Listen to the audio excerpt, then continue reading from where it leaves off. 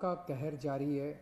बहुत ज़्यादा कोरोना बढ़ गया है और उसी के मद्देनज़र पिछले हफ्ते हम लोगों ने 6 दिन का लॉकडाउन लगाया था, जो कि कल सुबह 5 बजे ख़त्म हो रहा है।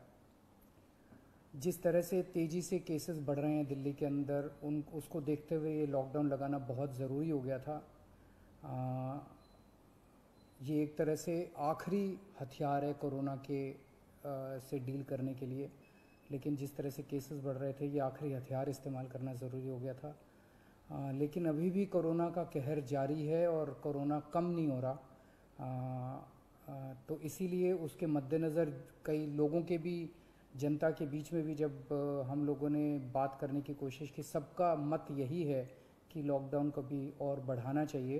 तो लॉकडाउन को दिल्ली के अंदर 1 हफ्ते के लिए और बढ़ाया जा रहा है, अगले सोमवार को सुबह 5 बजे तक के लिए। इस दौरान हमने देखा लॉकडाउन के दौरान की संक्रमण दर, पॉजिटिविटी रेट जिसको कहते हैं, ये लगभग 36-37% तक पहुंच गई। आज तक इतनी संक्रमण दर हमने दिल्ली में तो नहीं देखी, बाकी दुनिया भर में हो सकता हुई हो कहीं पे, लेकिन 36-37% तक संक्रमण दर पहुंच गई। पिछले 1-2 दिन से थोड़ी सी कम हुई है, आज 30 के नीचे आई है, 29 पॉइंट कुछ आई है। मैं ये नहीं कह रहा कि कोरोना ख़त्म होने की दिशा में जा रहा है, लेकिन ये अभी तथ्य हैं, अभी और कुछ दिन देखना पड़ेगा। हो सकता है बढ़ जाए, हो सकता है कम हो, लेकिन हम भगवान से प्रार्थना करते हैं कि कोरोना से हम लोगों को मुक्ति मिले। पिछले कुछ दिनों से हम देख रहे हैं कि दिल्ली में ऑक्सीजन की काफ़ी ज़्यादा समस्या हो रही है। दिल्ली में ऑक्सीजन की काफ़ी कमी महसूस हो रही है। दिल्ली की इस वक्त ज़रूरत 700 टन की है और हमें केंद्र सरकार से 480 टन अलॉट हुई है। कल 10 टन और अलॉट किया केंद्र सरकार ने, 490 टन अब दिल्ली को अलॉट हुई है। लेकिन ये पूरी अलॉटमेंट भी अभी दिल्ली में नहीं आ रही है, इसका भी काफ़ी कम, एक तरह से कल 330-335 तक ही दिल्ली पहुंची है।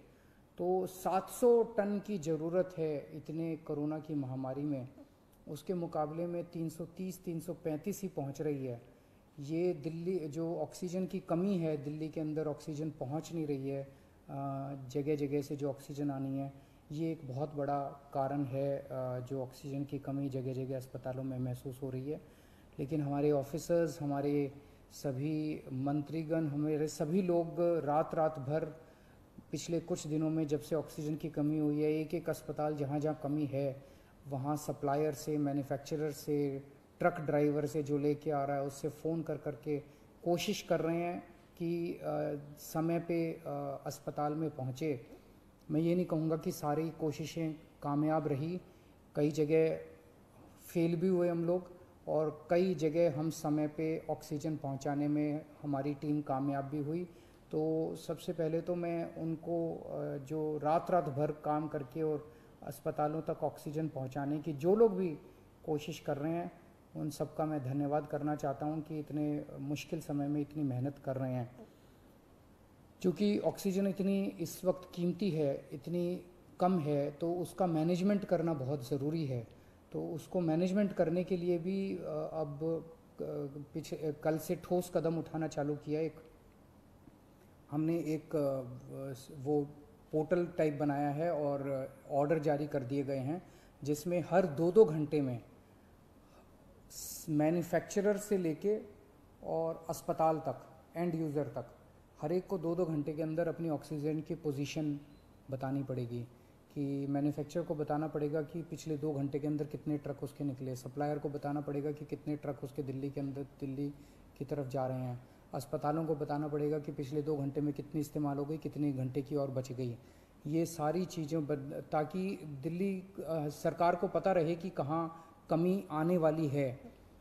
तो इसके अलावा केंद्र सरकार से काफ़ी सहयोग मिल रहा है। कल भी पूरा दिन केंद्र सरकार के अलग अलग मंत्रालयों के साथ हमारे ऑफिसर्स की टीम बैठी रही और दोनों टीमें, केंद्र सरकार और दिल्ली सरकार, अच्छे से मिलके काम कर रही हैं और कोशिश की जा रही है कि जो भी सप्लाईज आने में दिक्कत हो रही है उन दिक्कतों को दूर किया जा सके। और मैं समझता हूँ कि आने वाले कुछ दिनों के अंदर ये बहुत ज़्यादा अफरा तफरी का जो आलम है ये ठीक हो जाना चाहिए। कल हम पूरी कोशिश कर रहे हैं कि जहाँ से भी, और केंद्र सरकार से तो मदद मिल रही है, और भी जहाँ से भी हम लोगों को ऑक्सीजन मिल सके, ऑक्सीजन के टैंकर मिल सके, पूरे देश से, दुनिया भर से हम पूरी कोशिश कर रहे हैं। कल देश के सभी मुख्यमंत्रियों को मैंने चिट्ठी लिखी है कि अगर आपके यहाँ, आपके राज्य में, गवर्नमेंट में या किसी कंपनी में कोई ऑक्सीजन की पॉसिबिलिटी हो तो हमें ऑक्सीजन मुहैया कराइए, ऑक्सीजन टैंकर मुहैया कराइए। कुछ एक राज्यों के साथ बातचीत भी शुरू हुई है, जब भी कुछ कॉन्क्रीट नतीजे आएंगे मैं आपको ज़रूर बताऊंगा। लेकिन बहुत ज़्यादा कठिन परिस्थिति है, इन कठिन परिस्थितियों के अंदर सब मिल के काम कर रहे हैं। मैं उम्मीद करता हूं कि ये जो इतनी बड़ी इमरजेंसी क्रिएट हो गई है, इससे हम लोगों को जल्द छुटकारा मिलेगा। बहुत बहुत शुक्रिया।